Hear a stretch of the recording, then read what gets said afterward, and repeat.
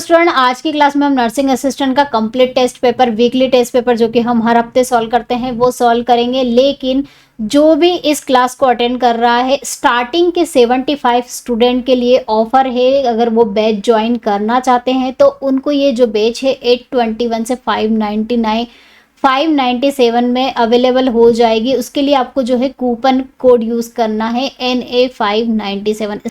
ध्यान रखिएगा, ये जो कूपन कोड है सिर्फ स्टार्टिंग के 75 स्टूडेंट्स के लिए ही वैलिड है। तो अगर आप बैच परचेस करना चाहते हैं कूपन कोड यूज़ कर सकते हैं NA597। चलिए अब हम क्लास को स्टार्ट करते हैं, लेकिन बैच के बारे में आपको इन्फॉर्मेशन बता देती हूँ कि जो बैच है स्टूडेंट वो बिल्कुल बेसिक लेवल से है। इसमें हर लेवल को मेंटेन किया गया। किसी भी लेवल का अगर पेपर एग्जाम में आ जाता है तो आप इस बैच के थ्रू अटेंड कर सकते हो। ये आपको बायलैंग्वेज दोनों लैंग्वेज में मिलेगी, Hindi as well as English दोनों लैंग्वेज में प्रोवाइड करी गई है। और इसकी वैलिडिटी आपकी एग्जाम तक रहेगी, दैट मीन्स 1 साल तक रहने वाली है। इसमें आपको वीडियो क्लासेस प्रोवाइड की गई है और साथ ही साथ PDF नोट्स भी रिविजन के लिए प्रोवाइड किए गए हैं। और प्रैक्टिस के लिए, ऑनलाइन एग्जाम की प्रैक्टिस के लिए टेस्ट कंडक्ट की गई है ऑनलाइन। जस्ट लाइक ऑनलाइन जो एग्ज़ाम होती है उसके जैसा ही आपको टेस्ट का इंटरफेस मिलेगा, जिसमें आप टेस्ट कंडक्ट करोगे और अपनी रैंक भी देख सकते हो कि आप जो बच्चे टेस्ट दे रहे हैं उसमें आपकी रैंक कितनी है। ये भी आप यहाँ पर चेकआउट कर सकते हो इस बैच के दौरान। और स्टूडेंट अगर आप एनालिसिस करना चाहते हो कि पिछले साल एग्जाम्स में क्या क्या पूछा गया है, तो ओल्ड पेपर्स, टेस्ट जो पेपर्स हैं उनके साथ आपको ओल्ड पेपर्स भी प्रोवाइड किए गए हैं। प्रीवियस ईयर के जो एग्जाम हो चुके हैं उनके, तो उनको भी आप चेकआउट कर सकते हो, देख सकते हो कि किस टाइप के, किस लेवल के क्वेश्चंस एग्जाम में पूछे गए हैं और अपनी तैयारी को बेहतर कर सकते हैं। चलिए अब हम पेपर स्टार्ट कर लेते हैं हमारा बिना किसी देरी के। पहला जीके का पोर्शन है। 10 क्वेश्चंस आपको पूछे जाएंगे, 40 मार्क्स के क्वेश्चन पूछे जाते हैं। क्वेश्चन नंबर फर्स्ट है, सार्क के सदस्य कितने देश हैं? कितने सदस्य देश हैं सार्क में? How many countries are the member of SAARC? तो ये क्वेश्चन RO लखनऊ में पूछा गया था। सार्क का फुल फॉर्म क्या होता है, ये आपका होमवर्क क्वेश्चन है, या फिर आप कमेंट में भी अपना आंसर दे सकते हो। सार्क का full form, what is the full form of the SAARC? You have to comment your answer. चलिए ये तो हो गई इसका फुल फॉर्म की बात। अब यहाँ पर पूछे गए हैं कितने सदस्य देश हैं, तो इसको याद करने की जो ट्रिक है स्टूडेंट वो मैं आपको सबसे पहले बता देती हूँ। MBBS पेन टोटल कितने हो गए? 1 2 3 4 5 6 7 8। तो कितने हो गए टोटल सदस्य कंट्रीज इसमें जो शामिल है सार्क में स्टूडेंट? वो हो गई 8। अब 8 का नाम कभी कभी पूछ लिया जाता है कि कौन सी शामिल है कौन सी शामिल नहीं है, तो वो भी जरूरी याद करना। तो उसको याद करने की ट्रिक है MBBS पेन। MBBS पेन से आप किस तरह से याद करोगे? M से मालदीव, B से बांग्लादेश, B से भूटान, S से श्रीलंका, P से पाकिस्तान, A से अफगानिस्तान, I से इंडिया यानी कि भारत, और N से नेपाल। तो इस तरह से ये जो 8 कंट्रियां स्टूडेंट आप बहुत इजीली इस ट्रिक की हेल्प से याद कर सकते हो। चलिए नेक्स्ट क्वेश्चन कर लेते हैं। भारत और पाकिस्तान के बीच शिमला समझौते पर हस्ताक्षर कब किए गए थे? When was Shimla agreement between India and Pakistan sign? तो कब साइन किए गए थे? तो स्टूडेंट ये जो समझौता था इंडिया और पाकिस्तान के बीच में वॉर खत्म होने के बाद हुआ था। कब? 1971 में, जिसमें बहुत सारे पहलुओं को ध्यान में रखा गया था कि दोनों जो कंट्रीज हैं एक दूसरे को इंटरफेयर नहीं करेंगी। इस तरह से बहुत सारी शर्तें रखी गई थी समझौते के दौरान। चलिए नेक्स्ट क्वेश्चन कर लेते हैं। वाटर पोलो खेल में एक पक्ष में खिलाड़ियों की संख्या कितनी होती है? What is the number of players on a side of a water polo game? तो गेम से रिलेटेड टर्मिनोलॉजीज, कितने खिलाड़ी होते हैं, इनके प्लेग्राउंड्स को क्या बोलते हैं। तो स्पोर्ट्स बहुत बड़ा टॉपिक है स्टूडेंट, बहुत अच्छे से प्रिपेयर करना है, क्वेश्चन पक्का इसका आता ही है। वाटर पोलो, अब हमें पता है वाटर पोलो में कितने खिलाड़ी हैं हमें पता नहीं है, तो आपको बता दूं ट्रिक याद करने की। W को आप अगर इस तरह से लिखोगे तो क्या होगा? 3 प्लस पोलो यानी कि 4। कितने वर्ड्स हैं इसमें? 1 2। कितने अल्फाबेट्स हैं इसमें? 1 2 3 4। तो कितने हो गए? 4 अल्फाबेट। तो टोटल कितने प्लेयर्स हो गए? 7। इसी तरह की ट्रिक के साथ स्टूडेंट मैंने आपको जो जीके है, जीके में स्पोर्ट्स के क्वेश्चंस करवाए हैं। बैच में आपको पूरी तरह से डिटेल में मैंने पूरा स्पोर्ट पढ़ाया है। तो जिन्होंने बैच ज्वाइन करी हैं उन्हें तो पता ही होगा कि ये जो 7 है किस तरह से है। इस तरह की और भी ट्रिक्स आपको उसमें मिलेगी। तो राइट आंसर क्या हुआ? Option C 7। चलिए नेक्स्ट क्वेश्चन कर लेते हैं। द डिस्कवरी ऑफ इंडिया किसने लिखी थी? Who wrote the discovery of India book? Writer से रिलेटेड एक क्वेश्चन पक्का आता है एग्जाम में, हर बार एग्जाम में पूछा गया है। द डिस्कवरी ऑफ इंडिया किसकी बुक है, किसने लिखी थी स्टूडेंट? ये जवाहरलाल नेहरू, पंडित जवाहरलाल नेहरू ने। चलिए नेक्स्ट क्वेश्चन कर लेते हैं। एम्स का संक्षिप्त रूप क्या है? What does the acronyms for the AIIMS stand for? तो जो एब्रीवेशंस है, टर्मिनोलॉजीज हैं, ये सब एग्जाम में पूछे जाते हैं, बहुत अच्छे से प्रिपेयर करना है सारी। यहाँ पर एम्स का पूछा गया है, तो एम्स का क्या फुल फॉर्म होता है student? All India Institute of Medical Sciences, अखिल भारतीय आयुर्विज्ञान संस्थान। Right answer option A. चलिए नेक्स्ट क्वेश्चन कर लेते हैं। सबसे गहरा महासागर कौन सा है? Which is the deepest ocean? सबसे गहरा और सबसे बड़ा, deepest as well as biggest ocean is the Pacific ocean, that means प्रशांत महासागर होता है। राइट आंसर क्या होगा? Option B. बिगेस्ट पूछे दैट मीन्स बड़ा पूछे तो भी आपको यही टिक करना है, और डीपेस्ट और गहरा पूछे तो भी यही आंसर होगा। चलिए नेक्स्ट क्वेश्चन कर लेते हैं।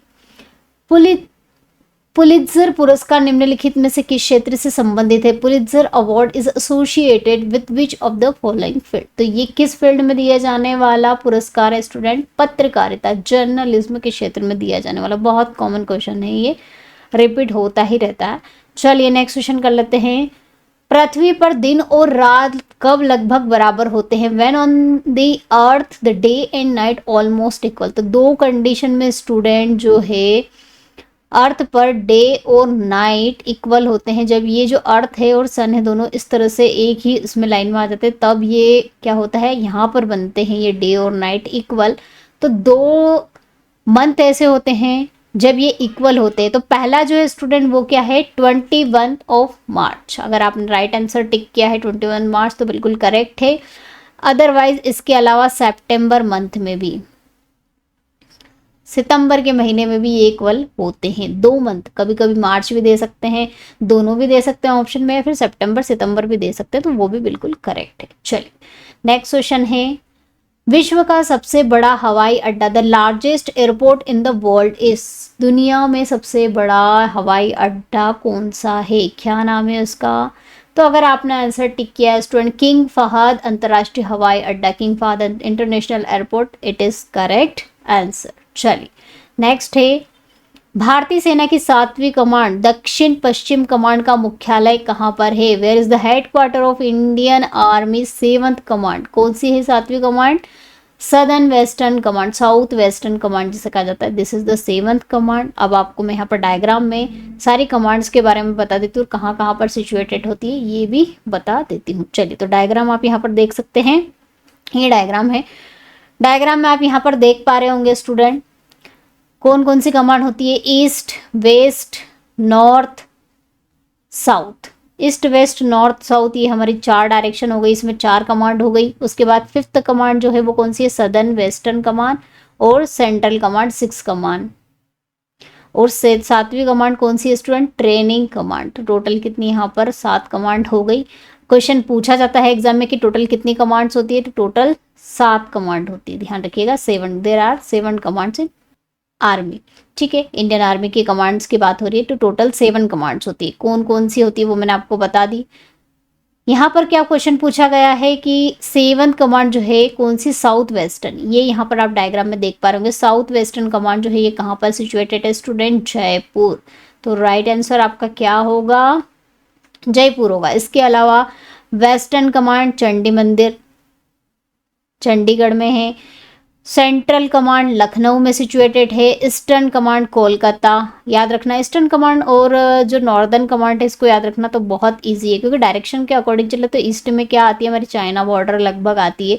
तो चाइना बॉर्डर आती है तो चाइना के पास में सिक्किम में तो कमांड हो नहीं सकती, क्योंकि कमांड स्टूडेंट, कमांड के बारे में आपको मैं बता दूं, कमांड ऐसी जगह पर होती है जहां से कमांडिंग इजीली की जा सकती है, हैंडल किया जा सकता है। आर्मी की जो भी गतिविधियां होती है, फंक्शंस होते हैं, उसको हैंडल किया जा सके।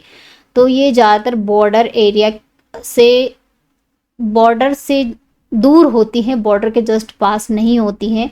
तो जैसे कि अगर हम जम्मू कश्मीर की बात करें तो जम्मू कश्मीर में कमांड को मेंटेन करना, कमांड से कमांडिंग करना थोड़ा टफ हो जाएगा, वहाँ पर बहुत प्रॉब्लम क्रिएट होती है। तो उससे थोड़ा सा आप नीचे आओगे तो उधमपुर में आपको मिलेगी नॉर्दर्न कमांड। तो इस तरह से ईस्टर्न कमांड आपको यहाँ पर क्या मिलेगी, कोलकाता में। अब सिक्किम में हो नहीं सकती तो कहाँ पर होगी, कोलकाता में होगी। तो इस तरह से आप इनको याद कर सकते हो डिफरेंट डिफरेंट कमांड्स को। अब यहाँ पर किसका पूछा है, साउथ वेस्टर्न कमांड का पूछा गया है, जो कि कहाँ पर है स्टूडेंट, जयपुर में है। तो इनको याद कर लीजिएगा, किसी भी कमांड से कुछ भी क्वेश्चन पूछा जा सकता है। ये हमारे इंडियन आर्म फोर्सेस से रिलेटेड टॉपिक है, क्वेश्चन इसके पूछे जाते हैं। चलिए नेक्स्ट सेक्शन कर लेते हैं। सेक्शन बी केमिस्ट्री का 15 क्वेश्चन पूछे जाते हैं। अच्छे लेवल के क्वेश्चन पूछे जाएंगे, जिस तरह से आपकी बायोलॉजी पूछी जाती है उसी तरह से केमिस्ट्री भी पूछी जाएगी। दोनों के लेवल जो होते हैं इक्वली होते हैं। क्वेश्चन है, निम्नलिखित में से कौन सा तत्व किसी तत्व की परमाणु संख्या को सबसे सही ढंग से निर्धारित करता है। Which one of the following most correctly determines the atomic number of an element. तो स्टूडेंट आपको मैं बता दूं, यहाँ पर परमाणु संख्या को सबसे सही ढंग से, जो एटॉमिक नंबर है वो आपको सही ढंग से कौन बता पाएगा। तो यहाँ पर आपको हमेशा कंफ्यूजन होगा कि क्या नंबर ऑफ प्रोटॉन्स या फिर number of protons and electrons. तो आपको एक बात बता दूं, नंबर ऑफ प्रोटॉन्स जो है बेस्ट वे है to determine the atomic number. Number of electrons and proton दोनों मिलकर नहीं बता सकते, क्योंकि हो सकता है कभी कभी क्या होता है कि अगर मान लो सोडियम है, सोडियम ने अपना एक इलेक्ट्रॉन डोनेट कर दिया तो इसके ऊपर प्लस चार्ज आएगा, तो नंबर ऑफ इलेक्ट्रॉन जो होंगे इसमें क्या हो जाएंगे स्टूडेंट, कम ज़्यादा हो जाएंगे। दैट मीन्स इनका जो नंबर है वो चेंज होता रहता है। सिर्फ न्यूट्रल एलिमेंट ही होता है, उसमें ही नंबर ऑफ इलेक्ट्रॉन और प्रोटॉन क्या होते हैं, सेम होते हैं। इसीलिए जो number of protons and electrons दोनों मिलकर डिटरमाइन नहीं कर सकते हैं। सिर्फ और सिर्फ एक्चुअल जो एटॉमिक नंबर है वो आप नंबर ऑफ प्रोटॉन की हेल्प से ही बता सकते हो, क्योंकि सोडियम प्लस चार्ज हो या न्यूट्रल सोडियम हो, दोनों में नंबर ऑफ प्रोटॉन्स जो होंगे वो क्या होंगे, सेम होंगे। नंबर ऑफ प्रोटॉन्स का कोई फर्क नहीं पड़ेगा, क्योंकि नंबर ऑफ प्रोटॉन ही क्या होता है, एटॉमिक नंबर जो है उसके बराबर होता है। नंबर ऑफ इलेक्ट्रॉन क्या होते हैं कि प्लस माइनस चार्ज लगने पर इलेक्ट्रॉन के नंबर्स क्या हो जाते हैं, चेंज हो जाते हैं। तो ध्यान रखिएगा। तो प्रोटॉनों की संख्या जो है वो एक्चुअली में एटॉमिक नंबर आपको कंप्लीटली बता देगी। जैसे यहाँ पर एग्जांपल मैंने बताया, नॉर्मल सोडियम, यहाँ माइनस तो नहीं लिख सकते, लेकिन नॉर्मल सोडियम और सोडियम प्लस इन दोनों में नंबर ऑफ इलेक्ट्रॉन डिफरेंट होंगे, लेकिन जो प्रोटॉन्स होंगे वो क्या होंगे, सेम होंगे। इसीलिए क्या बता पाएगा ये एक्चुअली में एटॉमिक नंबर। चलिए नेक्स्ट क्वेश्चन कर लेते हैं। कौन सी धातु एक से अधिक ऑक्सीकरण अवस्था प्रदर्शित करती है। Which metal exhibits more than one oxidation state. तो स्टूडेंट कौन सी धातुएं हैं जो कि ऑक्सीकरण अवस्था, बदलती हुई ऑक्सीकरण अवस्था जो है, चेंज ऑक्सीडेशन स्टेट शो करती है, more than one oxidation state show करती है। तो आप ध्यान रखिएगा, ट्रांजिशन मेटल्स, जिन्हें हिंदी में संक्रमण धातुएं कहा जाता है, ये क्या करती हैं student, more than one oxidation state को शो करती हैं। तो यहाँ पर अगर हम सोडियम, मैग्नीशियम, एल्यूमिनियम और आयरन को देखें तो ये हमारी जो मैग्नीशियम है और सोडियम ही अल्किलाइन मेटल्स से बिलोंग करती है। एल्यूमिनियम भी दूसरी मेटल में बिलोंग करती है। तो ट्रांजिशन मेटल जो होती है उसके अंतर्गत कौन सी मेटल आती है हमारी, आयरन हो गया, जिंक हो गई, ये सब ट्रांजिशन मेटल में आती है। तो आयरन क्या करेगा, अपनी जो ऑक्सीडेशन स्टेट है, वेरिएबल ऑक्सीडेशन स्टेट को शो करेगा, बदलती हुई ऑक्सीकरण अवस्था। एक से ज़्यादा ऑक्सीडेशन स्टेट इनकी होती है। कौन सी मेटल की, ट्रांजिशन मेटल, संक्रमण धातुओं की, ध्यान रखिएगा। चलिए नेक्स्ट क्वेश्चन कर लेते हैं। निम्नलिखित में से कौन सी प्रतिक्रिया रेडॉक्स परिवर्तन का प्रतिनिधित्व नहीं करती है। Which of the following reaction does not represent redox change या फिर रेडॉक्स रिडक्शन।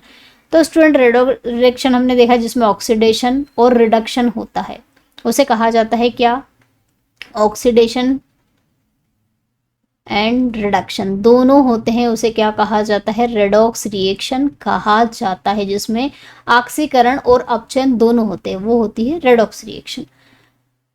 लेकिन रेडॉक्स रिएक्शन को फाइंड आउट करने का एक तरीका ये भी है कि ऑक्सीडेशन स्टेट यानी कि ऑक्सीकरण अवस्था अगर चेंज होती है, ये रिएक्टेंट्स हैं और ये प्रोडक्ट्स हैं, अगर इन दोनों की जो ऑक्सीडेशन स्टेट पहले, रिएक्शन के पहले और रिएक्शन के बाद चेंज हो जाती है तो उसको क्या कहेंगे आप कि रेडॉक्स रिएक्शन हो रही है, यहाँ पर ऑक्सीडेशन और रिडक्शन हो रहा है। तो हम A1 बाय 1 सारी इक्वेशनों को अगर देखें तो यहाँ पर कैल्शियम की जो ऑक्सीडेशन स्टेट अगर हम निकालते हैं स्टूडेंट, तो वो कितनी होती है +2, और कार्बन की कितनी होगी +4, ऑक्सीजन की कितनी होगी -2। अब प्रोडक्ट क्रिएट हो गया, प्रोडक्ट क्रिएट होने के बाद भी यहाँ पर कैल्शियम की जो ऑक्सीडेशन स्टेट है वो +2 ही रहेगी, यहाँ पर ऑक्सीजन की -2 रहेगी, यहाँ पर कार्बन की +4 रहेगी और यहाँ पर ऑक्सीजन की कितनी रहेगी -2। तो जो ऑक्सीडेशन स्टेट है किसी की भी चेंज नहीं हुई है, तो क्या ये रिएक्शन रेडॉक्स रिएक्शन है? तो ऑक्सीडेशन स्टेट चेंज होगी तो वो रेडॉक्स रिएक्शन होगी, तो ये रेडॉक्स रिएक्शन नहीं है। तो राइट आंसर मिल गया हमारा ऑप्शन ए। दूसरी रिएक्शन भी आपको बता देती हूँ, यहाँ पर हाइड्रोजन की 0 होगी, ऑक्सीजन की भी 0 होगी, यहाँ पर हाइड्रोजन की कितनी होगी +1 और यहाँ पर ऑक्सीजन की -2 चेंज हो गई। हाइड्रोजन और ऑक्सीजन दोनों की ऑक्सीडेशन स्टेट यहाँ पर चेंज हो गई, तो ये क्या है रिडॉक्स रिएक्शन है। यहाँ पर सोडियम की 0 और यहाँ पर हाइड्रोजन की कितनी होगी +1, ऑक्सीजन की -2, यहाँ पर सोडियम की अगर हम देखें तो सोडियम की कितनी हो जाएगी -1, ऑक्सीजन की होगी -2 और हाइड्रोजन की हो जाएगी +1 और यहाँ पर 0। देखिए सोडियम की और सबकी यहाँ पर ऑक्सीडेशन स्टेट चेंज होगी, इसी तरह से इसमें भी अगर आप ऑक्सीडेशन स्टेट निकालोगे तो ये भी क्या हो जाएगी चेंज होगी। तो रिएक्टेंट और प्रोडक्ट में अगर ऑक्सीडेशन स्टेट में चेंज आता है तो वो रिएक्शन क्या होती है रेडॉक्स रिएक्शन होती है। लेकिन जो फर्स्ट रिएक्शन में आप ऑक्सीडेशन स्टेट निकालोगे तो रिएक्टेंट और प्रोडक्ट यहाँ पर कैल्शियम, कार्बन और ऑक्सीजन तीनों की जो है ऑक्सीडेशन स्टेट ऑक्सीकरण संख्या में कोई परिवर्तन नहीं आता, तो ये क्या है रेडॉक्स रिएक्शन नहीं है। ये कंसेप्ट है इस टाइप के क्वेश्चन को सॉल्व करने के पीछे। तो ऑक्सीडेशन नंबर जो है आपको याद होना चाहिए, निकालना, ऑक्सीडेशन स्टेट पता होना चाहिए, कैसे फाइंड आउट की जाती है तो उसकी आप प्रैक्टिस करिएगा, वो बिना प्रैक्टिस के आती नहीं। चलिए नेक्स्ट क्वेश्चन है, जब NaCl को पानी में घोला जाता है तो सोडियम आयन बन जाता है। When NaCl is dissolved in water, the sodium ion becomes। तो सोडियम आयन का क्या हो जाता है? तो स्टूडेंट जब हम NaCl को पानी में डिजोल्व करते हैं तो क्या बनता है NaOH + HCl। तो ये जो प्रोसेस होती है इसको क्या कहते हैं जल योजन, हाइड्रेशन की प्रोसेस कहा जाता है। अब हाइड्रेशन की प्रोसेस क्या होती है, जल योजन करने की प्रोसेस। तो स्टूडेंट वाटर में जब किसी भी आप कंपाउंड को घोलते हो, डिजोल्व करते हो तो दो तरह से घुलता है। एक तो क्या है कि वाटर के जो बॉन्ड्स हैं वो क्या हो जाते हैं ब्रेक डाउन हो जाते हैं और उस कंपाउंड के साथ ऐड हो जाते हैं, जिसे क्या कहा जाता है हाइड्रोलिसिस कहा जाता है। इस प्रोसेस को क्या कहते हैं हम हाइड्रोलिसिस कहते हैं, अपघटन कहते हैं। और इसके अलावा अगर water molecule without breaking down their bonds, उनके बॉन्ड्स को तोड़े बिना उसमें ऐड अप हो जाते हैं, जुड़ जाते हैं, तो उसे क्या कहा जाता है हाइड्रेशन की प्रोसेस कहा जाता है, जल योजन की अभिक्रिया, जिसमें वाटर के बॉन्ड्स जो है टूटते नहीं हैं, जुड़ जाते हैं, बस वाटर के मॉलिक्यूल्स ऐड हो जाते हैं उसके साथ। तो यहाँ पर सोडियम के साथ जो है वाटर का मॉलिक्यूल क्या हो गया ऐड हो गया, जुड़ गया विदाउट ब्रेकिंग बॉन्ड। तो ये क्या हो गया हाइड्रेशन की प्रोसेस हो गई और यहाँ पर सोडियम का क्या हो गया हाइड्रेशन हो गया, हाइड्रेटेड हो गया सोडियम, जल योजित हो गया, उसमें जल जुड़ गया। तो राइट आंसर क्या होगा ऑप्शन डी, ये ध्यान रखिएगा।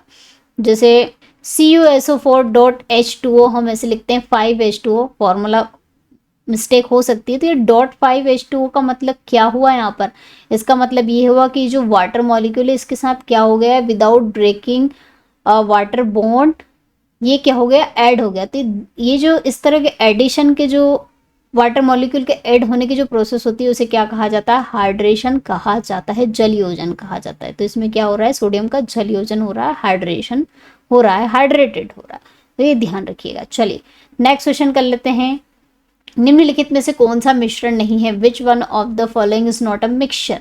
एयर मिक्सचर है, मर्क्यूरी पारा Hg जिसे कहा जाता है it's element not a mixture, ये क्या एक तत्व है, मिक्सचर नहीं है, मिश्रण नहीं है।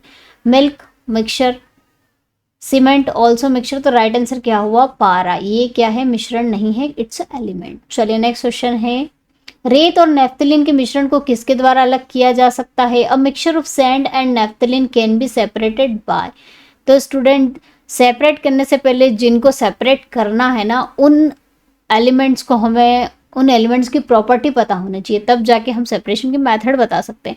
तो यहाँ पर नेफ्थलीन और सैंड, अब रेत है, रेत का तो कुछ नहीं, लेकिन नेफ्थलीन जो है, नेफ्थलीन ऐसा कंपाउंड होता है स्टूडेंट जो क्या करता है, जिसका सब्लिमेशन हो जाता है, जो उर्दूपातित हो जाता है, जिसको गर्म करने पर डायरेक्ट किस में कन्वर्ट हो जाता है, ये गैस में, सॉलिड से डायरेक्ट किस में कन्वर्ट हो जाता है, ये गैस में कन्वर्ट हो जाता है, इसका उर्दूपातन हो जाता है, सब्लिमेशन हो जाता है। तो ऐसे एलिमेंट जिनका सब्लिमेशन हो सकता है उनको किस मेथड के द्वारा सेपरेट करते हैं, उर्दूपातन यानी कि सब्लिमेशन मेथड के द्वारा।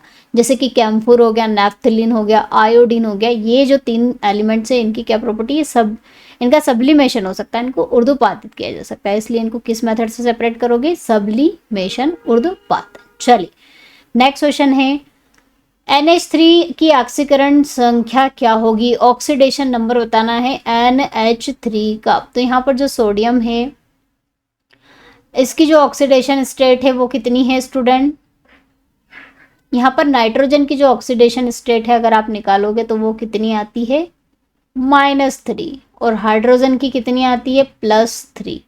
हाइड्रोजन +3 -3 दोनों ही ऑक्सीडेशन स्टेट शो करता है, लेकिन डिपेंड करता है कि किसके साथ ये जुड़ रहा है।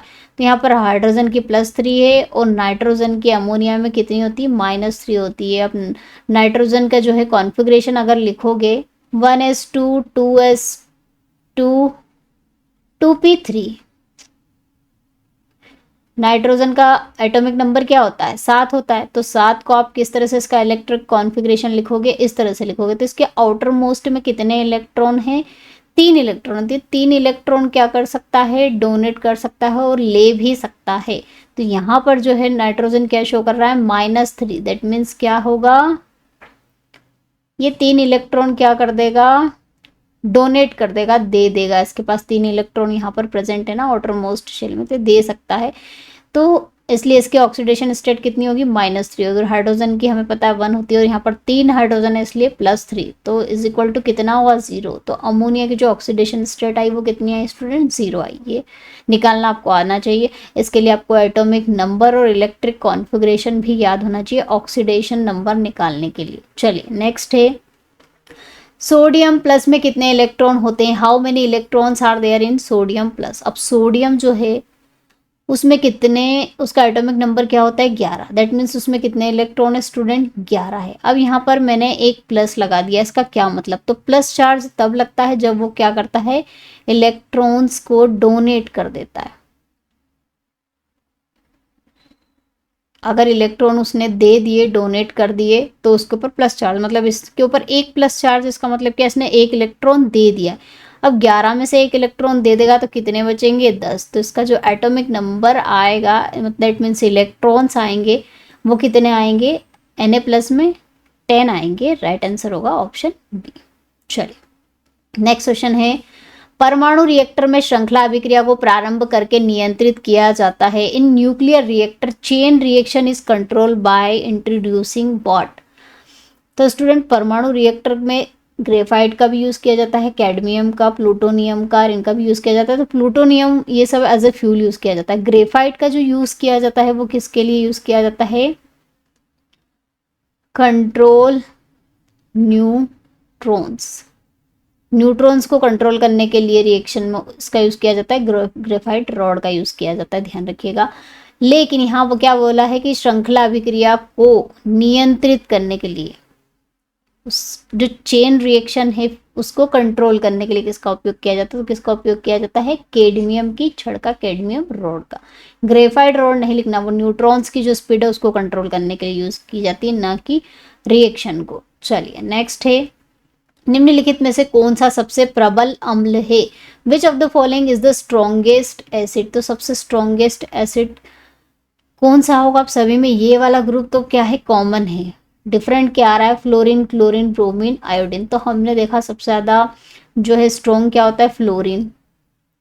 इससे इलेक्ट्रॉन निकालना बहुत टफ होता है। उसके बाद क्लोरीन, फिर ब्रोमीन और फिर आयोडीन। आयोडीन क्यों, क्योंकि हम ऊपर से नीचे आते हैं तो इनका जो क्या है साइज बढ़ता जाता है।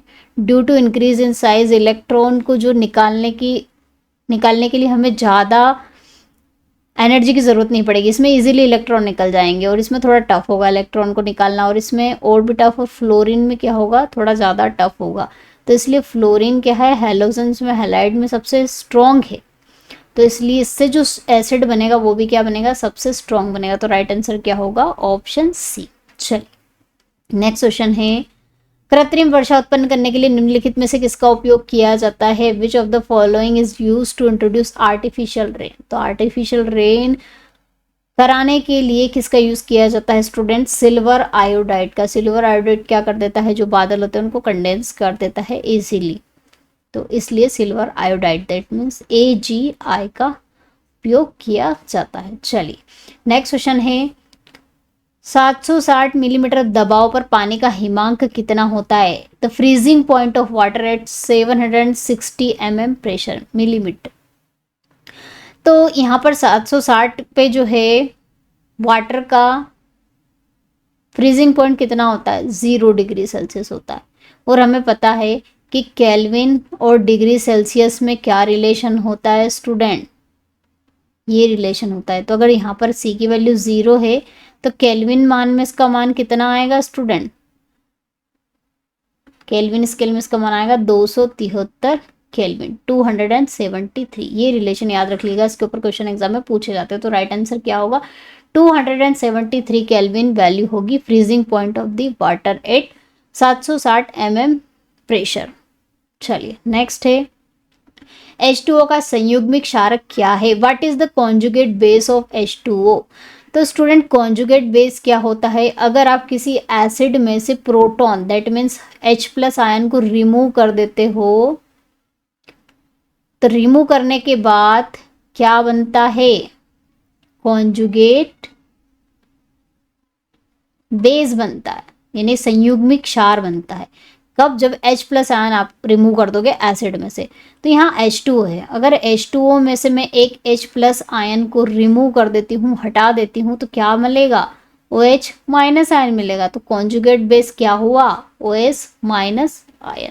ये लुईस बेस थ्योरी का कंसेप्ट है, कॉन्जुगेट बेस और कॉन्जुगेट एसिड। कॉन्जुगेट एसिड इसका जस्ट अपोजिट होता है, तो ये ध्यान रखिएगा। चलिए नेक्स्ट क्वेश्चन है, स्थिर अनुपात का नियम किसके द्वारा प्रतिपादित किया गया था? The law of constant proportion was announce या फिर प्रपोज्ड बाय हुम? तो सबसे पहले तो आपको स्थिर अनुपात का नियम पता होना चाहिए। तो अगर मैं कार्बन और ऑक्सीजन की रिएक्शन से कार्बन डाइऑक्साइड बनाती हूँ, तो कार्बन का 3 और ऑक्सीजन का 8 रेशो से कार्बन डाइऑक्साइड बनती है। मतलब कार्बन डाइऑक्साइड में कार्बन का 3 और ऑक्सीजन के 8 एटम्स, मॉलिक्यूल्स, एटम्स होते हैं 8। ये 3:8 रेशियो क्या है? कार्बन डाइऑक्साइड में फिक्स है। कोई सी भी कार्बन डाइऑक्साइड आप बनाओ, किसी भी वे मेथड से बनाओगे, तो उसमें जो रेशो है वो फिक्स रहेगा 3:8। तो ये जो रेशो फिक्स होने का प्रॉपर्टी होती है, रूल होता है, इसे क्या कहा जाता है? Constant proportion. जैसे कि वाटर में भी आप देख सकते हो, हाइड्रोजन और ऑक्सीजन का जो रेशो है फिक्स होता है। कोई सा भी वाटर, ठंडा गर्म, किसी भी सोर्स ऑफ वाटर लोगे उसका रेशो फिक्स रहेगा। तो ये जो रूल होता है इसे क्या कहा जाता है? कांस्टेंट प्रोपोर्शन, जो कि किसके द्वारा दिया गया था स्टूडेंट? तो अगर आपने आंसर टिक किया है प्राउस्ट, तो बिल्कुल करेक्ट है। चलिए नेक्स्ट क्वेश्चन कर लेते हैं, एक तत्व जो पानी के नीचे संरक्षित रहता है वह है? An element which is preserved under water is? तो पानी के अंदर किसको रखा जाता है? तो स्टूडेंट सोडियम को तो केरोसिन में रखा जाता है। सल्फर नॉर्मल रह सकता है, इसको पानी में रखने की जरूरत नहीं है। फास्फोरस, फास्फोरस के बारे में आपने सुना होगा, ये बहुत ज़्यादा रिएक्टिव होता है। इसे ये जो है एयर से बहुत जल्दी रिएक्ट कर लेता है, लेकिन वाटर में रिएक्शन नहीं करता है। तो लेकिन कौन सा फास्फोरस, रेड या वाइट? तो सफ़ेद फास्फोरस जो है इसे पानी में रखा जाता है। चलिए under water. Next question, next section student biology का, इसके 15 क्वेश्चन पूछे जाते हैं। क्वेश्चन देख लेते हैं हम। निम्नलिखित में से कौन सा कोशिकांग जंतु कोशिका में अनुपस्थित होता है? Which one of the following cell organelles absent in an animal cell? तो एनिमल सेल में क्या नहीं पाया जाता है जो प्लांट सेल में होता है? तो सेल वॉल, कोशिका भित्ति नहीं पाई जाती है in the animal cell. It only found in plant cell, ये सिर्फ प्लांट सेल्स में ही पाई जाती है। बहुत कॉमन और बहुत इजी क्वेश्चन है। चलिए नेक्स्ट कर लेते हैं, जो पक्षी पानी में तैरते हैं उनके फिट कैसे होते हैं? तो उनके फिट कुछ इस तरह से चौड़े होते हैं पानी में तैरने के लिए, और ऐसे फिट्स को क्या कहा जाता है स्टूडेंट? वेब्ड फिट, जाल पात। तो राइट आंसर क्या होगा? Option A. पोषण की प्रक्रिया का पहला चरण ग्लूकोज का 3 कार्बन अणु में टूटना है, जिसे क्या कहा जाता है? तो स्टूडेंट, एनर्जी की जो प्रोसेस होती है रेस्पिरेशन में, उसमें सबसे पहले क्या होता है, ग्लूकोज क्या होता है, 3 कार्बन अणु में टूटता है, जिसे क्या कहते हैं? पायरुवेट में टूट जाता है, जो कि क्या प्रोसेस, जो किस में होती है? ये भी पूछा जाता है क्वेश्चन। साइटोप्लाज्म में ये प्रोसेस जो है कोशिका द्रव्य में संपन्न होती है, और इसमें एनर्जी भी बहुत कम रिलीज होती है। इन एरोबिक अनाक्सीय श्वसन की क्रिया होती है, ये ध्यान रखिएगा, इसमें बहुत सारे क्वेश्चंस बन सकते हैं। नेक्स्ट है, गैस्ट्रिक जूस का पीएच लगभग कितना होता है? तो गैस्ट्रिक जूस अगर हम देखें तो उसके जो कंपोनेंट्स है उसमें HCl पाया जाता है, और भी एसिड्स पाए जाते हैं। HCl मेन पाया जाता है, हाइड्रोक्लोरिक एसिड। तो ये जो हाइड्रोक्लोरिक एसिड है स्टूडेंट, क्या बहुत ज़्यादा एसिडिक होता है, इसी वजह से गैस्ट्रिक जूस का जो पीएच है वो भी क्या होना चाहिए, अम्लीय होना चाहिए। गैस्ट्रिक जूस भी क्या होगा, एसिडिक होगा, और एसिडिक जो होता है, बहुत ज़्यादा एसिडिक, बहुत ज़्यादा अम्लीय मान किस स्केल में किस पर बिलोंग करता है, किस, जैसे 1 से लेके 7 तक, इसके बीच में क्या होती है, एसिडिक वैल्यू रहती है, अम्लीय वैल्यू रहती है। इधर जाएंगे तो एसिडिटी जो है, अम्लीयता, अम्ल एसिड का जो है स्ट्रॉन्ग एसिड होता जाता है, एसिड जो है स्ट्रॉन्ग होता जाता है, प्रबल होता जाता है। आप 7 से 6 पे जाओगे, फिर 5, 4, 3, 2, 1, तो यहाँ पर 1 से लेके 3.5 के बीच में सबसे स्ट्रॉन्गेस्ट एसिड मिलेंगे आपको। तो इसीलिए जो गैस्ट्रिक जूस है वो भी क्या होगा, बहुत ज़्यादा एसिडिक, वो भी बहुत ज़्यादा स्ट्रॉन्ग होगा। तो इसमें जो वैल्यू है स्टूडेंट, वो स्केल में अगर हम देखें तो किस बीच में लाई कर रही है, 1.5 से 3.5, इसलिए गैस्ट्रिक जूस का जो पीएच मान है वो भी क्या होगा, 1.5 और 3.5 के बीच में बिलोंग करेगा, क्योंकि ये बहुत ज़्यादा एसिडिक होता है। और क्यों होता है, क्योंकि प्रोटीन के डाइजेशन में एसिडिक वैल्यूज जो होती है, ज़्यादा अम्लीयता का जो गुण है वो प्रोटीन के डाइजेशन में हेल्प करता है, जो कि कहाँ पर होता है। और गैस्ट्रिक जूस कहाँ पाया जाता है, ये भी पूछा जाता है, हमारे स्टमक में, ठीक है, HCl में हमारे स्टमक में पाया जाता है, ये पूछा जाता है। चलिए नेक्स्ट क्वेश्चन कर लेते हैं। मनुष्य में यूरिया निम्न में से किस में बनता है? In human urea is form in which of the following. तो किस में बनता है यूरिया स्टूडेंट? लीवर यानी कि यकृत में बनता है। चलिए नेक्स्ट क्वेश्चन है, मनुष्य की खोपड़ी में हड्डियों की संख्या कितनी होती है? The number of bones in human skull is. तो हमारी जो पूरी खोपड़ी है, ये पूरा पार्ट यहाँ से नेक्स्ट से लेके ये पूरा हमारी खोपड़ी होती है। खोपड़ी में कितनी हड्डियाँ होती हैं स्टूडेंट? 28 बोन्स होती हैं, ये ध्यान रखिएगा। अब 28 बोन्स कहाँ होती है? 6 तो हमारे जो कान है, एक कान में कितनी, 3 हड्डियाँ होती है, तो दोनों कान में कितनी होगी टोटल? 6, जिन्हें ऑडिटरी बोन्स कहा जाता है, 6 होती हैं। प्लस मैंने आपको बीच में ट्रिक भी बताई है कि हमारे जो फेशियल बोन्स है, मतलब हमारे फेस की जो बोन्स है, वो टोटल कितनी होती है? 14 होती है। कैसे ट्रिक बताई थी? 14वीं का चांद, चेहरा देख के हम कहते हैं ना कि 14वीं का चांद है, तो 14, इस तरह से आप फेशियल बोन्स को याद कर सकते हो। इसके बाद जो बची कुची बोन्स है वो सारी 8 बची हुई है, वो कितनी वो किस में होती है? सेरेनियम में। ये हमारी ऑडिटरी बोन्स होती हैं, और ये होती है हमारी फेशियल बोन्स। तो टोटल मिला के हमारी जो है खोपड़ी है, स्कूल है, उसमें कितनी हड्डियां हो गई? 28, ध्यान रखिएगा। चलिए नेक्स्ट क्वेश्चन कर लेते हैं। निम्नलिखित में से कौन सी अलैंगिक प्रजनन की प्रक्रिया नहीं है? Which of the following is not a process of asexual reproduction. तो असेक्सुअल रिप्रोडक्शन की कौन सी मेथड नहीं है? बडिंग हमने देखा मुकुलन हाइड्रा में पाया जाता है, इस तरह से जो है स्ट्रक्चर क्रिएट हो जाता है, और बाद में ये एक दूसरा जो है जीव या ऑर्गेनिज्म का निर्माण कर लेता है, ये बडिंग होता है। जेम्युलेशन भी कुछ इसी तरह से बडिंग के जैसा ही होता है, ये भी असेक्सुअल प्रोडक्शन है। सिगेमी में क्या होगा? जो सेल्स हैं, सेल्स का फ्यूजन होता है डिफरेंट सेल्स का, जैसे कि स्पर्म और ओवा दोनों सेल्स होती हैं, इनका क्या होता है? फ्यूजन होता है, तो ये सेक्सुअल रिप्रोडक्शन होता है। फ्रेगमेंटेशन में क्या होता है? जो जीव है वो अलग अलग फ्रेगमेंट्स में डिवाइड होकर अलग अलग ऑर्गेनिज्म का निर्माण कर लेता है, तो ये फ्रेगमेंटेशन भी क्या है? असेक्सुअल रिप्रोडक्शन है। तो सेक्सुअल रिप्रोडक्शन कौन सा हुआ? ऑप्शन सी, जो कि क्या है? असेक्सुअल रिप्रोडक्शन नहीं है, सेक्सुअल है। चलिए नेक्स्ट क्वेश्चन है, सामान्यतः एक मासिक चक्र के दौरान निकलने वाले अंडों की संख्या कितनी होती है? The number of egg normally release during 1 menstruation cycle is. तो कितनी होती है स्टूडेंट? नॉर्मली बात पूछी हुई है इन्होंने, 1 होती है। अनइवन कंडीशन में 2, 1 से ज़्यादा रिलीज हो सकते हैं, लेकिन इवन कंडीशन में ओनली 1। चलिए नेक्स्ट क्वेश्चन कर लेते हैं। निम्नलिखित में से कौन सा एक संक्रामक रोग है? Which of the following is a commutable disease? तो कम्यूटेबल डिसीज वायरल डिसीज को कहा जाता है जो संक्रमित होती है हवा के द्वारा या वायरस के द्वारा फैलती है। तो कौन सी डिसीज है? स्कर्वी तो विटामिन सी की कमी से होती है। डायबिटीज भी कम्यूटेबल डिसीज नहीं है। Asthma is not a commutable disease, संक्रमण रोग नहीं है, असंक्रमण रोग है। संक्रमण रोग कौन सा है? खसरा मिसल, जो कि एक वायरल डिसीज है, वायरस के द्वारा ये एक व्यक्ति से दूसरे व्यक्ति में फैलती है। चलिए नेक्स्ट क्वेश्चन है, वायु पौधे जो शारीरिक सहायता के लिए अन्य पौधे पर उगते हैं, दूसरों प्लांट्स का सपोर्ट लेते हैं, उन्हें क्या कहा जाता है? Air plants that grow upon other plants for physical support, उन्हें क्या कहा जाता है स्टूडेंट? कहा जाता है अधिपादप, यानी कि एपीफाइट्स। चलिए स्टूडेंट नेक्स्ट क्वेश्चन कर लेते हैं, प्रोटीन संश्लेषण, प्रोटीन सिंथेसाइज में किस कोशिकांग यानी कि ऑर्गेनेली में प्रोटीन संश्लेषण में निम्न में से किस कोशिकांग की भूमिका सबसे अधिक महत्वपूर्ण होती है? Which organelles is important in the synthesizing of protein in the cells? तो सेल्स में जो प्रोटीन निर्माण का कार्य करता है वो कौन करता है? हमने प्रोटीन का कनेक्शन ज़्यादातर देखा है कि राइबोसोम्स होते हैं। कहाँ है राइबोसोम्स? ये राइबोसोम्स। तो राइबोसोम्स जो होते हैं responsible for the protein synthesize, ये हमने देखा। लेकिन ये और इसके साथ साथ अंतःप्रद्रव्य जालिका एंडोप्लाज्मिक रेक्टिकुलम दोनों मिलकर प्रोटीन का सिंथेसाइज करते हैं। तो अगर ये अकेला दिया हो तो करेक्ट है ही है, लेकिन ये दोनों दिए हैं तो भी करेक्ट होंगे। तो राइट आंसर क्या होगा? Option B.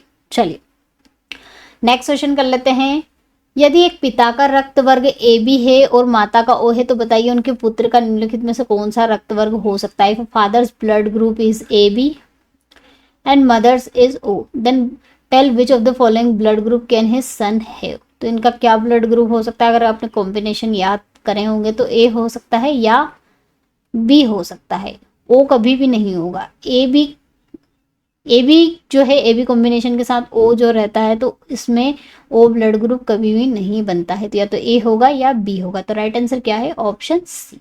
चलिए नेक्स्ट क्वेश्चन कर लेते हैं, खांसी और छींकने जैसी अनैच्छिक गतिविधियों को नियंत्रित कौन करता है? Controls involuntary activities like coughing and sneezing, इनको कौन कंट्रोल करता है स्टूडेंट? मेड्यूला।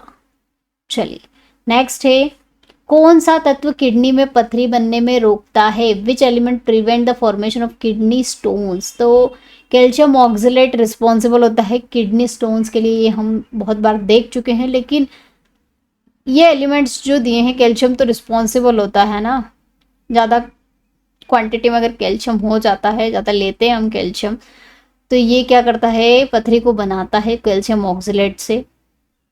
आयरन जो है ये रिस्पॉन्सिबल नहीं है। फॉस्फोरस और मैग्नीशियम में अगर हम देखें तो मैग्नीशियम क्या करता है? कैल्शियम ऑक्सलेट के साथ कंपाउंड क्रिएट करके सॉल्युबल कंपाउंड क्रिएट कर लेता है, जिससे ये यूरिन के थ्रू निकल जाता है। तो इसलिए मैग्नीशियम ऐसा एलिमेंट है जो क्या करता है?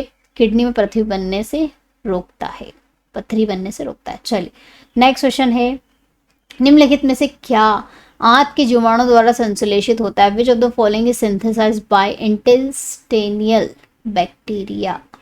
तो इंटेस्टाइनल बैक्टीरिया जो होते हैं, छोटी आंत जो है हमारी, आंत के जीवाणुओं के द्वारा जो बैक्टीरिया है वो कौन से विटामिन का निर्माण कर सकते हैं?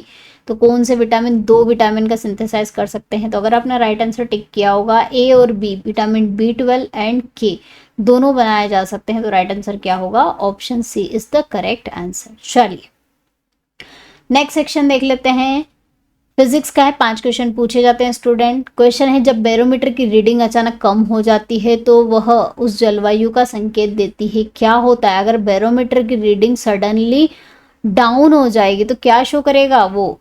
तो ये शो करेगा कि बहुत ज़्यादा तूफान आने वाला है, विल बी एक्सट्रीमली स्ट्रोमी होने वाला है, तूफानी होने वाला है। क्यों? तो तूफान आने से पहले जो है एटमॉस्फेरिक प्रेशर जो है वो क्या हो जाता है? डाउन हो जाता है, जिससे बैरोमीटर की रीडिंग भी क्या हो जाती है? डिक्रीज हो जाती है, डाउन हो जाती है। इसलिए कम रीडिंग का मतलब ये है कि तूफान आने वाला है। बैरोमीटर की डिफरेंट रीडिंग जो है वो डिफरेंट कंडीशन को शो करती है। तो डाउन होने का मतलब एयर प्रेशर डाउन हो गया, दैट मीन्स स्ट्रोम है, तूफानी होने वाला है। इलेक्ट्रॉन माइक्रोस्कोप का आविष्कार किसके द्वारा किया गया? तो आप यहाँ पर लियोनहॉक को टिक नहीं करना है, इन्होंने भी किया था। लेकिन इलेक्ट्रॉन माइक्रोस्कोप का आविष्कार किसके द्वारा किया गया था? Invented by the Knoll and Ruska के द्वारा। चलिए नेक्स्ट है, अनुदैर्ध्य तरंगे प्रवाहित नहीं हो सकती है। Longitudinal wave can not travel, तो कहाँ पर नहीं जा सकती है, ट्रेवल कर सकती है अनुदैर्ध्य तरंगे स्टूडेंट। तो अनुदैर्ध्य तरंगे के बारे में आपको बता दूं, लॉन्जिट्यूडनल वेव्स जिसमें जो है माध्यम के कण पार्टिकल्स जो होते हैं वेव की डायरेक्शन के पैरेलल समांतर ही गति करते हैं। इस तरह की जो वेव होती है उन्हें लॉन्जिट्यूडनल्स वेव कहा जाता है। जैसे कि एग्जांपल बता दूं आपको, sound wave, it's a longitudinal wave. इसके अपोजिट ट्रांसवर्स वेव में क्या होता है कि जो पार्टिकल्स होते हैं मीडियम के, वो वेव्स के परपेंडिकुलर इस तरह से मोशन करते हैं, और लॉन्जिट्यूडनल वेव में इस तरह से मोशन होता है। जैसे स्प्रिंग का मोशन आप देख लीजिए, वो क्या होता है, लॉन्जिट्यूडनल होता है। इस तरह से आप इसको याद कर सकते हैं।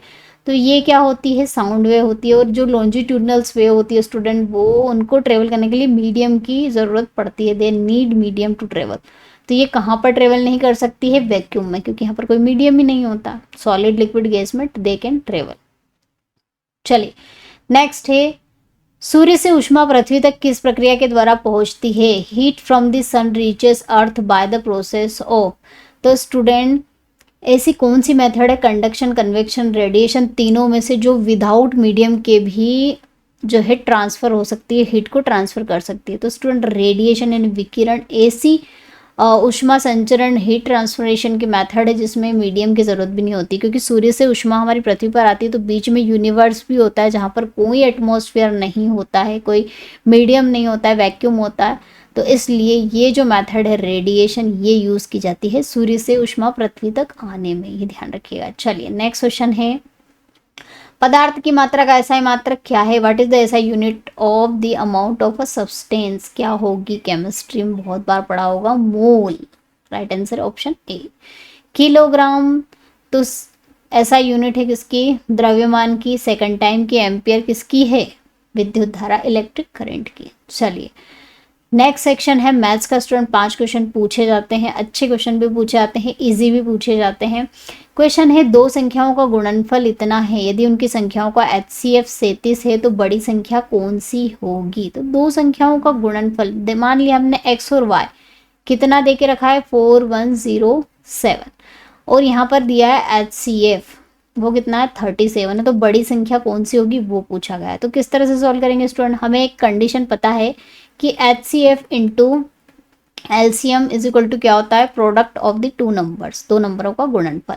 चलिए हम यहाँ पर वैल्यू पुटअप कर देते हैं और LCM निकाल लेते हैं। तो LCM की वैल्यू यहाँ से कितनी निकलेगी, HCF की वैल्यू 37 है, LCM की वैल्यू पता नहीं, x और इंटू वाई इन दोनों का मान दे के रखा है कितना, 4107। अब इसे अगर हम सिंप्लीफाई करेंगे तो 37 वन जा 37, अगेन 40 आएगा, फिर 31 से 1 जा 37, फिर अगेन यहाँ पर 3 कैरी बचेगा और 7 वन जा 37 होगा। तो एलसीएम की वैल्यू यहाँ पर कितनी I student, 111।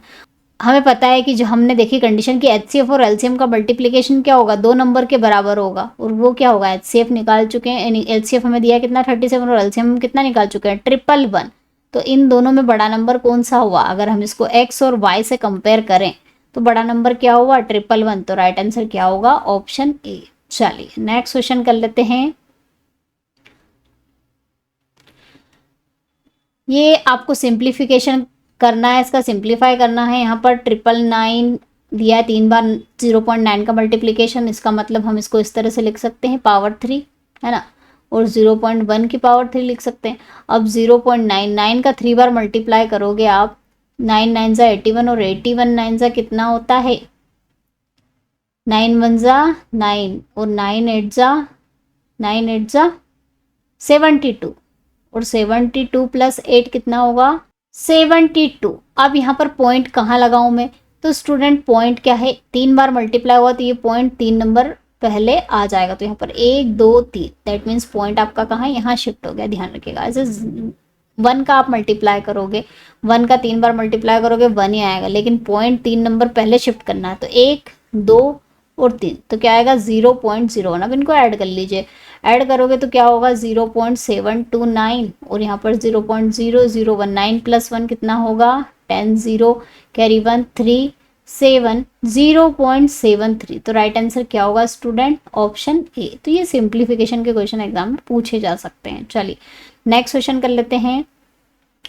1 3 5 7 9 11 up to 25 terms तक इनका आपको एवरेज फाइंड आउट करना। तो मैं एवरेज ऑलरेडी पढ़ा चुकी हूँ, उसमें मैंने आपको बहुत सारी ट्रिक्स बताई है एवरेज निकालने की। तो स्टूडेंट यहाँ पर अगर आप इन नंबर्स को ध्यान से देखोगे तो ये क्या है, सारे ऑड नंबर हैं, नेचुरल ऑड नंबर है ना, प्राकृतिक विषम संख्या है। तो प्राकृतिक विषम संख्याओं का सम क्या होता है? n होता है। एवरेज सम नहीं, average of the all natural odd numbers. तो 1 3 5 टू 25 कितने नंबर से? 25 नंबर। तो इनका एवरेज भी क्या निकलेगा? 25 ही निकलेगा, क्योंकि यहाँ पर n कितना है? 25 है। 25 पदों तक नंबर कितने हैं? 25 नंबर से। तो इनका जो एवरेज है वो भी कितना निकलेगा स्टूडेंट? 25। तो राइट आंसर क्या होगा? Option B. ये ट्रिक है, याद रखिएगा। चलिए नेक्स्ट क्वेश्चन है। यदि कोई वस्तु 270 रुपये में बेची जाती है और 10% की हानि होती है तो वस्तु का लागत मूल्य क्या होगा? There is a 10% loss if an article is sold at 270 rupees, then cost price of the article you have to find. तो हमें पता है कि जो लॉस परसेंटेज होता है, यानी कि हानि प्रतिशत जिसे कहा जाता है स्टूडेंट, उसका क्या फॉर्मूला होता है? CP minus SP divide by CP into 100। ठीक है, तो यहाँ पर लॉस परसेंट आपको दिया है कितना? 10% है। वैल्यू पुट अप कर देते हैं हम। CP की वैल्यू इन्होंने find out cost price. CP क्या है? कॉस्ट प्राइस है, जो कि हमें फाइंड आउट करना है। SP क्या होती है? Selling price. सेलिंग प्राइस जिस पर सोल्ड किया, जिस पर बेचा गया है, विक्रय मूल्य, वो कितना है? 270 है। CP हमें पता नहीं है, वैल्यू हमने यहाँ पर पुटअप कर दी। अब हम इसे सिंप्लीफाई कर लेते हैं। तो सिंप्लीफाई करोगे स्टूडेंट तो ये 10 CP हो जाएगा यहाँ पर। इसका अंदर मल्टीप्लाई कर दे, 10 नहीं, हम ये 0 से 0 कैंसिल आउट ही कर देते हैं। यहाँ हो जाएगा CP, 10 का अंदर मल्टीप्लाई कर देंगे तो ये कितना हो जाएगा? 10 CP माइनस 2700। 10 CP, ये CP इधर लेके आते हैं, इसको इधर ले जाते हैं तो क्या होगा? ये हो जाएगा 2700 is equal to 10 CP minus CP, that means 9 CP is equal to 2700। अब 9 या 27, तो CP की वैल्यू कितनी आ गई? कॉस्ट प्राइस कितनी आ गई? 300 रुपये। अगर वही तो पूछी तो राइट आंसर क्या होगा? Option A. तो ये आपके ये आपके जो क्वेश्चन है कॉस्ट प्राइस, सेलिंग प्राइस, क्रय मूल्य, विक्रय मूल्य से रिलेटेड है। ये क्वेश्चन में एग्जाम में ये क्वेश्चन पूछे जाते हैं। चलिए नेक्स्ट क्वेश्चन कर लेते हैं। एक दीवार के सहारे टिकी सीढ़ी का उन्नयन कोण 60 डिग्री है। अब उन्नयन कोण क्या होता है? Elevation, angle of elevation. तो इस तरह से एक दीवार है स्टूडेंट, दीवार में इस तरह से सीढ़ी बना दी गई है। तो उन्नयन कोण क्या होता है? यहाँ पर जो कोण बनता है इसे उन्नयन कोण, एंगल ऑफ एलिवेशन कहते हैं। ये लेडर है, मान ली इसकी जो लेंथ हमने L मान ली। और क्या कहा है आगे इन्होंने? सीढ़ी का पाथ, दैट मीन्स इसका जो बेस है सीढ़ी का, यहाँ से दीवार तक की जो लेंथ है वो कितनी है? 4.6 मीटर है। तो आपको क्या फाइंड आउट करना है? You have to find the length of the ladder, सीढ़ी की लंबाई जो कि हमने L मानी, ये फाइंड आउट करना है। तो स्टूडेंट ये एक राइट एंगल ट्रायंगल बन रहा है, और राइट एंगल ट्रायंगल में अगर बेस पता हो, बेस, और ये क्या है? हाइपोटेनियस। बेस अपॉन हाइपोटेनियस किसको कहा जाता है? कॉस थीटा को कहा जाता है स्टूडेंट, है ना। तो यहाँ पर बेस कितना है? 4.6, और हाइपोटेनियस हमें फाइंड आउट करना है, L है। और कॉस थीटा, कॉस और थीटा का मान कितना है यहाँ पर? 60 डिग्री। और कॉस 60 डिग्री की वैल्यू याद कर लीजिएगा, ट्रिग्नोमेट्री के क्वेश्चन पूछे जाते हैं, 1/2 होती है, और ये 4.6 इंटू L। इसको आगे सोल्व करेंगे, इधर मल्टीप्लाई करेंगे तो L का मान कितना आएगा? 4.6 इंटू 2। तो L की वैल्यू कितनी आएगी? 6 दूना 12, 4 दूना 8 और 1 9, 9.2 मीटर लेडर की लेंथ आएगी। तो राइट आंसर क्या होगा? Option D. तो स्टूडेंट ये था हमारा नर्सिंग असिस्टेंट का कंप्लीट 50 क्वेश्चन का टेस्ट पेपर। आई होप आज की क्लास आपको पसंद है। अगर पसंद आया तो लाइक करना ना भूले, नए हो चैनल पे तो सब्सक्राइब कर लीजिए, नोटिफिकेशन बेल को प्रेस करना ना भूले, ताकि लेटेस्ट अपडेट आपको टाइम टू टाइम मिलती रहे। अगर आप बैच ज्वाइन करना चाहते तो जल्दी करिए। स्टार्टिंग के 75 स्टूडेंट के लिए जो बैच है वो 597 में प्रोवाइड की गई, जिसके लिए आपको कूपन कोड जो यूज़ करना है स्टूडेंट वो करना है NA597, जो आपको बैच जिसे आपको बैच 597 में अवेलेबल हो जाएगी। तो मिलते हैं नेक्स्ट क्लास में, तब तक के लिए जय हिंद, जय भारत, वंदे मातरम।